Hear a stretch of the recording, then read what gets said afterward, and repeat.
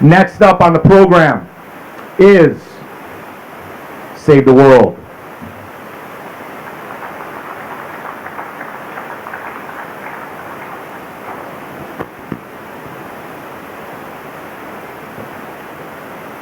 It's the little things in life that make the biggest difference. Walking an extra 5 steps to toss your soda can into a recycling bin instead of a garbage can can save enough energy to power a 100-watt light bulb for 20 hours.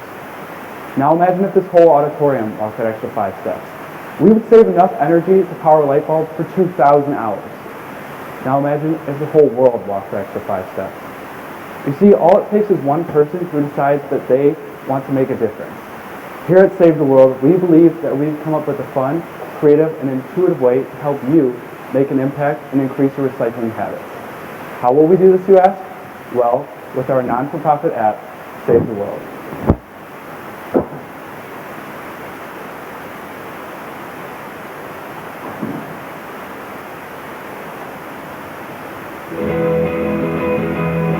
Hi, I'm Sabrina and I recycle at least twice a day. From newspapers to water bottles, I do the best that I can do to make the world a better place. But I really have no idea how these things I'm recycling are affecting the environment. I mean, I know what I'm doing is good, but I don't know the extent I impact the world with each thing I do. This is why SaveDaWorld came about. SaveDaWorld is a smartphone app that lets you input your recycling contributions and in turn shows you how they impact the world. So when I recycle this single tin can,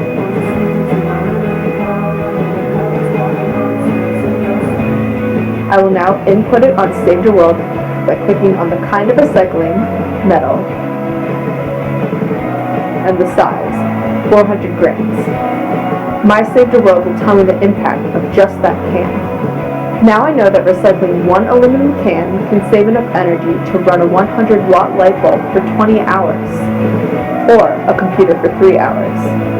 And for that energy I conserved, it'll be converted to points. This way I can compare my score to my friend's score, and see how my town, state, and potentially even country is doing compared to the rest of the world. With that, my virtual tree on the app will start to grow, and with each contribution, my tree will grow more and more. Once I complete it, it'll start my tree over again and keep my points. That's why I saved a world. I hope at the end we have saved a world.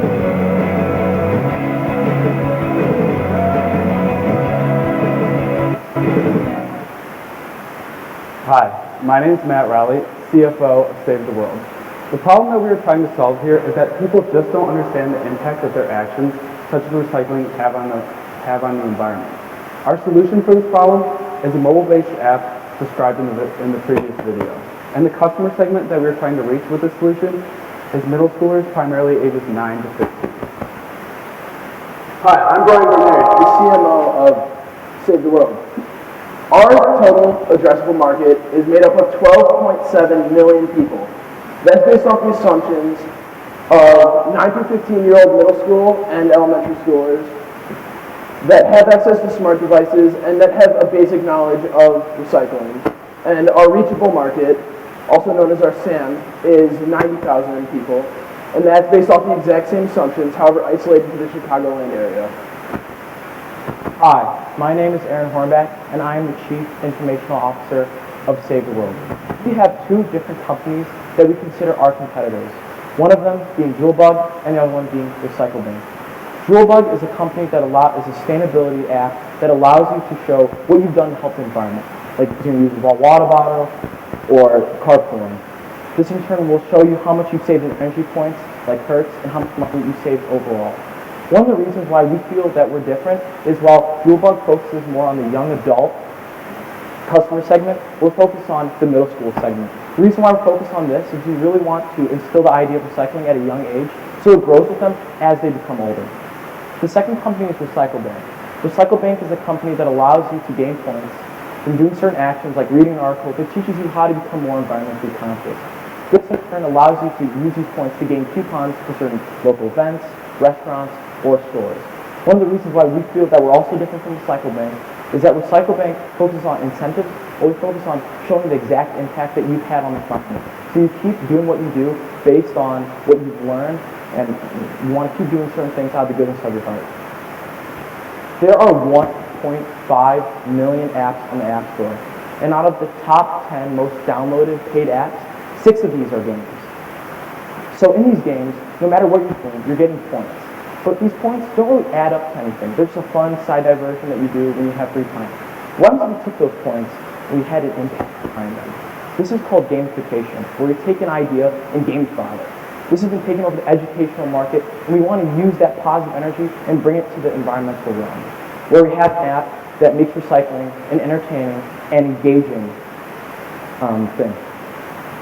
Hi, I'm Sabrina Chung, the Chief Operations Officer of SaveDaWorld, and for our marketing and advertising, as our customer is a middle school student, they are always on their phones. If they're not on the games that Aaron's talking about, they're on social media. So we're going to be attacking Snapchat, Instagram, and Facebook. What we're going to do with Snapchat is post Snap stories from our brand, SaveDaWorld, which are 10-second videos. So we're just going to show us doing something environmental, sort of get in their lives, start branding ourselves. And we're also going to be having an Instagram where we're going to post environmental photos to do sort of the same thing when they're on their Instagram feed. We're also going to have a Facebook because, to do business these days, you have to have a Facebook. It's going to be a little bit more informational, just sort of getting their lives along with the Snapchat and Instagram. Now, although middle schoolers are obsessed with their phones and can't get off their phones, whether it's their social media or games, we don't want to depend on that solely as our main form to get into their lives. We would like to connect to them through local and family-owned businesses and local events by getting into the community, getting word out about us, trying to create our movement through families, through middle schoolers, in the simplest way, become a community. Hi, I'm Paige Bruce, CEO of SaveDaWorld. One of the events that Brian is referencing is Kids Fest. Several weeks ago, we attended an event in the community where young children and parents gathered to really get out and re-engage the outdoors. That's the whole purpose of this event. So our idea goes hand in hand with this. At Kids Fest, we set up a booth. We handed out our promotional stickers and flyers. We informed parents and the young children. We're pleased to find out that the children were very interested in recycling, as well as the parents.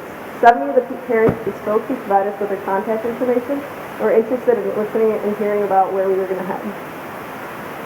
The other part of our MVP was we actually attended Northern Illinois University's Pitch with a Cause, which is a social entrepreneurship contest that had 26 applicants, 5 finalists who actually went down to NIU and pitched in front of a board of investors. This was really exciting for us. We actually missed school to go down to this, and we ended up placing second and getting $1,000. So this is awesome because it was an introduction into the nonprofit world and the grants and sort of what a contest like that would be like.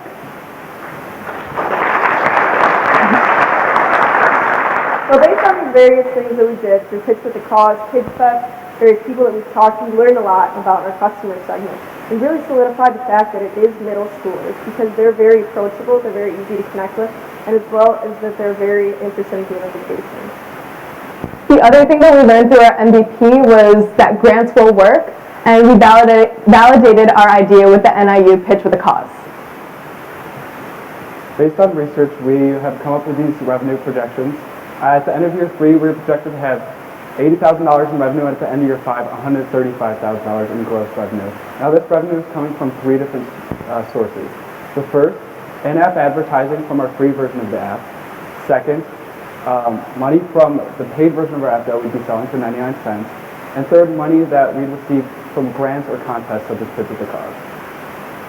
The startup cost that we're seeking is $15,000. Now, 50% of this $15,000 would be put towards hiring a part-time grant writer who would help us go find these local contests and apply for grants in corporate giving. The other 30% will go towards marketing so that we really stay in these middle schoolers' lives, really make ourselves known throughout the community and the parents, and really establish a really good brand. The other 20% would go towards starting a beta version of our app that would later be completed as we receive money from grants and contests. So at the beginning of the year, we really struggled with the idea of how can one person really make a positive impact on the world? And with our app, we really feel that one person could change the world. So we would like to thank you for this opportunity, and we hope that one day you can be part of the community, or one day you can help us save the world. Thank you.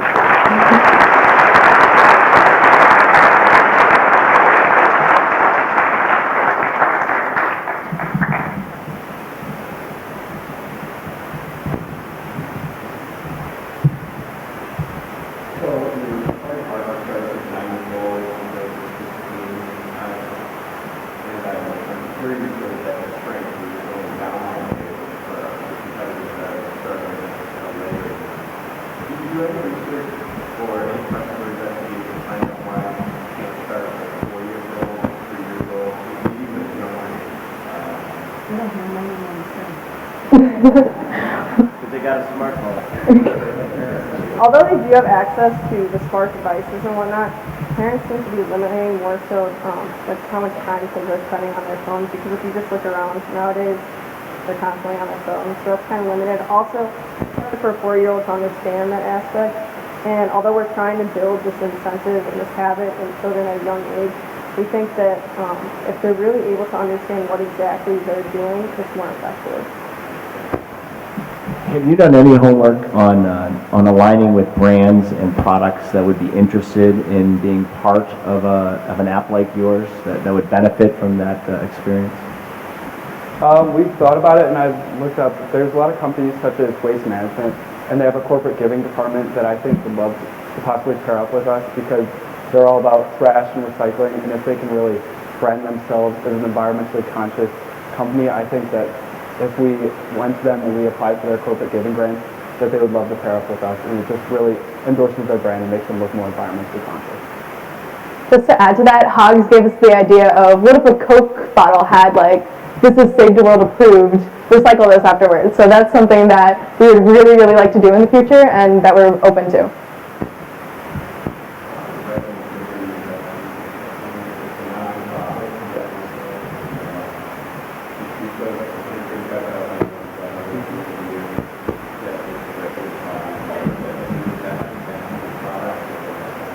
Well, in the early years, it would most likely be reinvested in the product, making updates to the app, and going towards marketing on all our other costs. But then, as we get into the later years, such as 4 and 5, we'd really like to look into something where we can give back to the local community and give back to the environment, and just to really endorse our brand even more once we've already established our app and covered all those costs.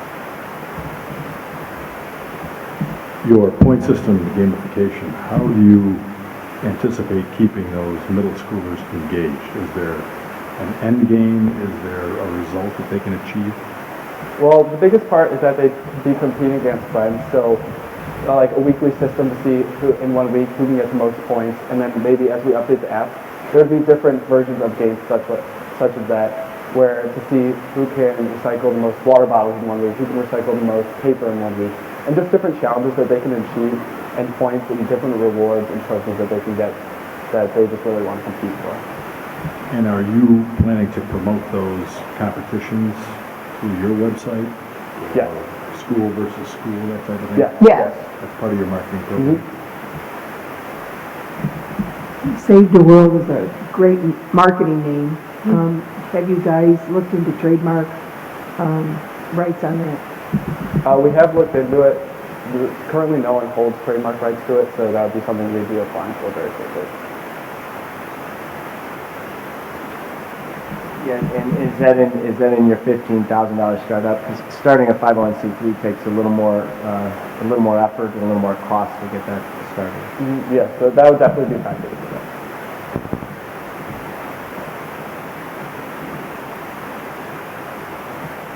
Okay, reaching those middle school kids. I see that, Kids Fest and those types of things, is that the plan, is to be present at the middle school events? How are you getting the word out? So locally, beginning, we want to really reach out and get to as many local events as we can, really get our word out there, and then through social media, really start posting a lot and doing a lot of what Sabrina was talking about, because the kids are all about Instagram, especially. That's such a main part of their lives. They're always posting, they're always on there liking things. So if we can get our page and whatnot and our posts is somewhat sort of like trend, if you will, then it's really something that like a lot of people see and they'll really promote us because people be wondering, what is this, and they'll start looking into us more is our hope. Next question. It looks like you need a little bit more than $50,000 to trade off your actual $15,000. Where are you going to get the additional money to launch the company? The additional money would be from the 50% of the 15,000 would go towards hiring a part-time grant writer who would help us find that additional money that we would use to subsidize the cost of building that.